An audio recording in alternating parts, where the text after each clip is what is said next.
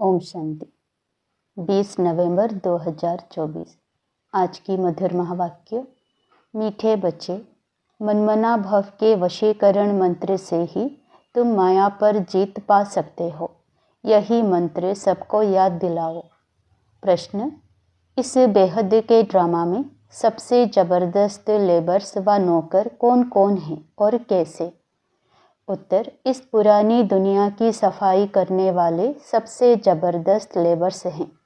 Natural calamities, धरती हिलती है, बाढ़ आती है, सफाई हो जाती है, इसके लिए भगवान किसी को डायरेक्शन नहीं देते।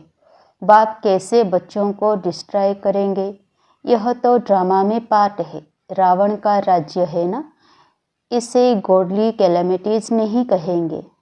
ओम शांति। बाप ही बच्चों को समझाते हैं, बच्चे मनमना भव। ऐसे नहीं कि बच्चे बैठ बाप को समझा सकते। बच्चे नहीं कहेंगे शिव बाबा मनमना भव, नहीं। यूँ तो भल बच्चे आपस में बैठ चिटचैट करते हैं, राय निकालते हैं, परंतु जो मूल महामंत्र है वह तो बाप ही देते हैं। गुरु लोग मंत्र देते हैं। यह रिवाज कहाँ से निकला? यह बाप जो नई सृष्टि रचने वाला है वही पहले पहले मंत्र देते हैं, मनमना भव। इसका नाम ही है वशीकरण मंत्र, अर्थात माया पर जीत पाने का मंत्र।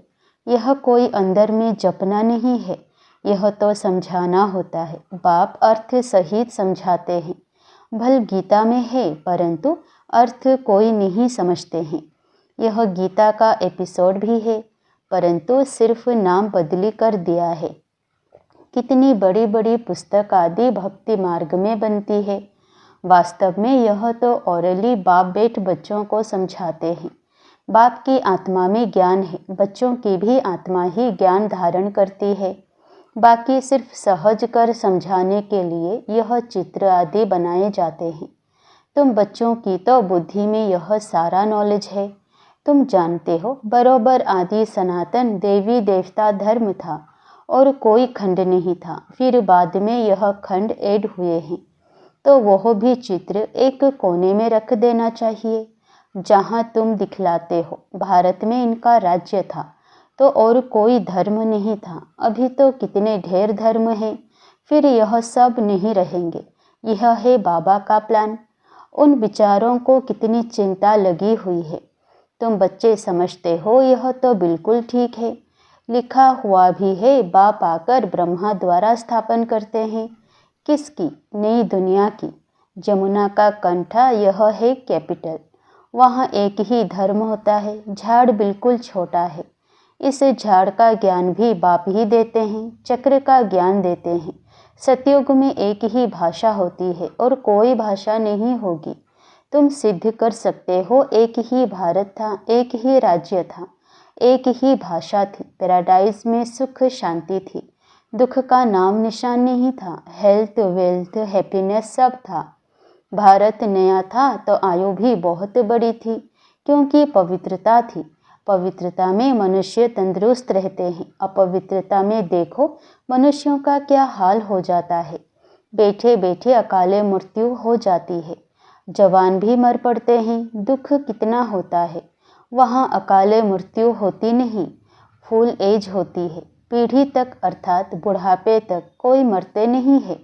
किसी को भी समझाओ तो यह बुद्धि में बिठाना है। बेहद के बाप को याद करो, वही पतित पावन है, वही सद्गति दाता है। तुम्हारे पास वह नक्शा भी होना चाहिए तो सिद्ध कर समझा सकेंगे। आज का नक्शा यह है, कल का नक्शा यह है। कोई तो अच्छी रीति से सुनते भी हैं। यह पूरा समझाना होता है। यह भारत अविनाशी खंड है। जब यह देवी देवता धर्म था तो और कोई धर्म थे नहीं। अभी वह आदि सनातन देवी देवता धर्म है नहीं। यह लक्ष्मी नारायण कहाँ गए, कोई बता नहीं सकेंगे। कोई में ताकत नहीं बताने की। तुम बच्चे अच्छी रीति रहस्य युक्त समझा सकते हो। इसमें मूंझने की दरकार नहीं। तुम सब कुछ जानते हो और फिर रिपीट भी कर सकते हो। तुम कोई से भी पूछ सकते हो यह कहाँ गए। तुम्हारा प्रश्न सुनकर चकित हो जाएंगे। तुम तो निश्चय से बताते हो, कैसे यह भी 84 जन्म लेते हैं। बुद्धि में तो है ना। तुम झट कहेंगे सतयुग नई दुनिया में हमारा राज्य था। एक ही आदि सनातन देवी देवता धर्म था, दूसरा कोई धर्म नहीं था। Everything new. हर एक चीज़ सतो प्रधान होती है। सोना भी कितना अथाह होता है, कितना सहज निकलता होगा। जो फिर ईंटें मकान आदि बनते होंगे, वहाँ तो सब कुछ सोने का होता है। खानियाँ सब नई होंगी ना। इमिटेशन तो निकालेंगे नहीं, जबकि रियल बहुत है। यहाँ रियल का नाम नहीं, इमिटेशन का कितना जोर है। इसलिए कहा जाता है झूठी माया झूठी काया। संपत्ति भी झूठी है। हीरे मोती ऐसे ऐसे किस्म के निकलते हैं जो पता भी नहीं पड़ सकता कि सच्चा है या झूठा है। शो इतना होता है जो परख नहीं सकते हैं, झूठा है व सच्चा। वहाँ तो यह झूठी चीज़ें आदि होती नहीं। विनाश होता है तो सब धरती में चले जाते हैं। इतने बड़े बड़े पत्थर हीरे आदि मकानों में लगाते होंगे, वह सब कहाँ से आया होगा? कौन कट करते होंगे? इंडिया में भी एक्सपर्ट बहुत हैं, होशियार होते जाएंगे, फिर वहाँ यह होशियारी लेकर आएंगे ना। ताज आदि सिर्फ हीरों के थोड़े ही बनेंगे, वह तो बिल्कुल रिफाइन सच्चे हीरे होते हैं। यह बिजली टेलीफोन मोटर आदि पहले कुछ नहीं था। बाबा के इस लाइफ के अंदर ही क्या क्या निकला है। 100 वर्ष हुए हैं जो यह सब निकले हैं। वहाँ तो बड़े एक्सपर्ट होते हैं, अभी तक सीखते रहते हैं, होशियार होते रहते हैं। यह भी बच्चों को साक्षात्कार कराया जाता है। वहाँ हेलीकॉप्टर्स भी फुल प्रूफ होते हैं। बच्चे भी बड़े सतोप्रधान शुरूर बुद्धि वाले होते हैं। आगे थोड़ा चलो, तुमको सब साक्षात्कार होते रहेंगे। जैसे अपने देश के नज़दीक आते हैं तो झाड़ दिखाई पड़ते हैं ना, अंदर में खुशी होती रहती है। अब घर आया कि आया, अभी आकर पहुँचे हैं। पिछाड़ी में तुमको भी ऐसे साक्षात्कार होते रहेंगे। बच्चे समझते हैं मोस्ट विलव्ड बाबा है, वो है ही सुप्रीम आत्मा।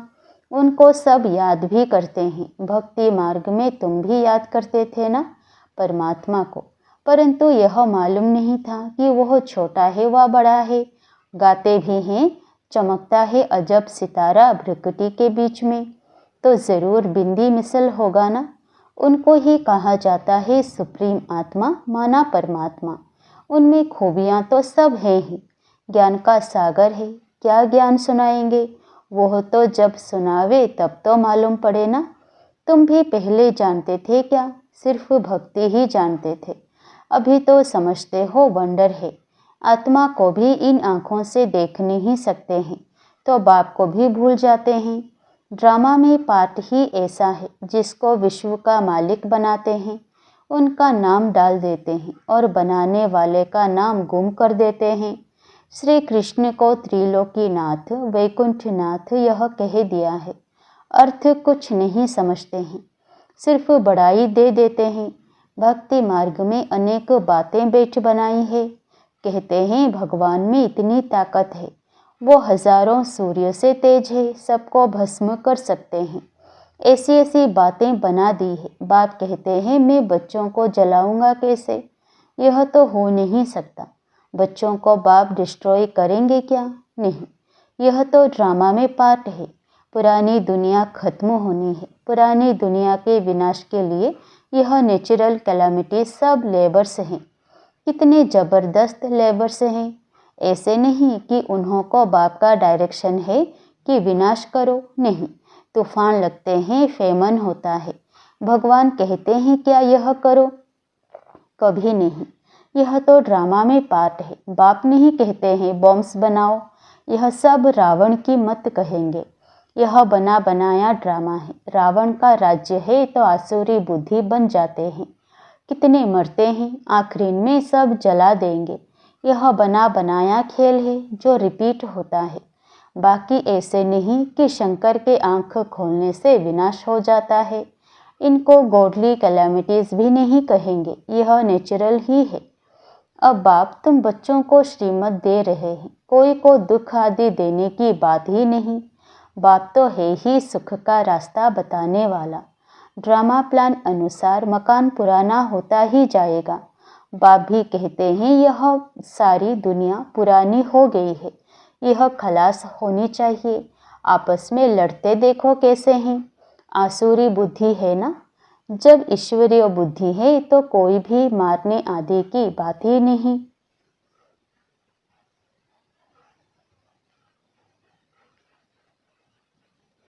बाप कहते हैं मैं तो सबका बाप हूँ, हमारा सब पर प्यार है। बाबा देखते यहाँ है, फिर अन्य बच्चों तरफ ही नजर जाती है जो बाप को बहुत प्रेम से याद करते हैं, सर्विस भी करते हैं। यहाँ बैठे बाप की नज़र सर्विसेबल बच्चों के तरफ चली जाती है। कभी देहरादून, कभी मेर, कभी दिल्ली। जो बच्चे मुझे याद करते हैं मैं भी उन्हों को याद करता हूँ। जो मुझे नहीं भी याद करते हैं तो भी मैं सबको याद करता हूँ, क्योंकि मुझे तो सबको ले जाना है ना। हाँ, जो मेरे द्वारा सृष्टि चक्र की नॉलेज को समझते हैं नंबरवार, वह फिर ऊंच पद पाएंगे। यह बेहद की बातें हैं। वह टीचर आदि होते हैं हद के, यह है बेहद का। तो बच्चों के अंदर में कितनी खुशी होनी चाहिए। बाप कहते हैं सबका पार्ट एक जैसा नहीं हो सकता है। इनका तो पार्ट था, परंतु फॉलो करने वाले कोटों में कोई निकले। कहते हैं बाबा हम 7 दिन का बच्चा हूँ, 1 दिन का बच्चा हूँ, तो पुंगरे ठहरे ना। तो बाप हर बात समझाते रहते हैं। नदी भी बरोबर पार कर आए थे। बाबा के आने से ही ज्ञान शुरू हुआ है। उनकी कितनी महिमा है। वह गीता के अध्याय तो तुमने जन्म जन्मांतर कितने बार पढ़े होंगे। फर्क देखो कितना है। कहाँ श्री कृष्ण भगवान वाच, कहाँ शिव परमात्मा वाच। रात दिन का फर्क है। तुम्हारी बुद्धि में अब है, हम सचखंड में थे, सुख भी बहुत देखा। 3/4 सुख देखते हो। बाप ने ड्रामा सुख के लिए बनाया है, ना कि दुख के लिए। यह तो बाद में तुमको दुख मिला है। लड़ाई तो इतनी जल्दी लग नहीं सकती। तुमको बहुत सुख मिलता है, आधा आधा हो तो भी इतना मजा ना रहे। 3,500 वर्ष तो कोई लड़ाई नहीं, बीमारी आदि नहीं। यहाँ तो देखो बीमारी पिछाड़ी बीमारियाँ लगी हुई है। सतयुग में थोड़े ही ऐसे कीड़े आदि होंगे जो अनाज खा लेवे, इसलिए उनका तो नाम ही है स्वर्ग। तो वर्ल्ड का नक्शा भी तुमको दिखाना चाहिए, तब समझ सकेंगे। असल में भारत यह था और कोई धर्म था नहीं। फिर नंबरवार धर्म स्थापन करने वाले आते हैं। अभी तुम बच्चों को वर्ल्ड की हिस्ट्री ज्योग्राफी का मालूम है, तुम्हारे सिवाय बाकी सब तो कह देंगे नेति नेति। हम बाप को नहीं जानते हैं, कह देते हैं उनका कोई नाम रूप देश काल है नहीं। नाम रूप नहीं तो फिर कोई देश भी नहीं हो सकता है। कुछ भी समझते नहीं। अब बाप अपना यथार्थ परिचय तुम बच्चों को देते हैं। अच्छा, मीठे मीठे सिकिलधे बच्चों प्रति माता पिता बाप दादा का याद प्यार और गुड मॉर्निंग। रूहानी बाप की रूहानी बच्चों को नमस्ते। धारणा के लिए मुख्य सार पहला, सदा अपार खुशी में रहने के लिए बेहद का बाप जो बेहद की बातें सुनाते हैं उनका स्मरण करना है और बाप को फॉलो करते चलना है। दूसरा, सदा तंदुरुस्त रहने के लिए पवित्रता को अपनाना है। पवित्रता के आधार से हेल्थ, वेल्थ और हैप्पीनेस का वर्षा बाप से लेना है। वरदान, सर्व प्राप्तियों को स्मृति में इमर्ज रख, सदा संपन्न रहने वाली संतुष्ट आत्मा भव। संगम युग पर बाप दादा द्वारा जो भी प्राप्तियां हुई हैं उनकी स्मृति इमर्ज रूप में रहे तो प्राप्तियों की खुशी कभी नीचे हलचल में नहीं लाएगी। सदा अचल रहेंगे। संपन्नता अचल बनाती है, हलचल से छुड़ा देती है। जो सर्व प्राप्तियों से संपन्न हैं वे सदा राजी, सदा संतुष्ट रहते हैं। संतुष्टता सबसे बड़ा खजाना है। जिसके पास संतुष्टता है उसके पास सब कुछ है। वह यही गीत गाते रहते कि पाना था वो पा लिया। स्लोगन, मोहब्बत के झूले में बैठ जाओ तो मेहनत आपे ही छूट जाएगी। मोहब्बत के झूले में बैठ जाओ तो मेहनत आपे ही छूट जाएगी। ओम शांति।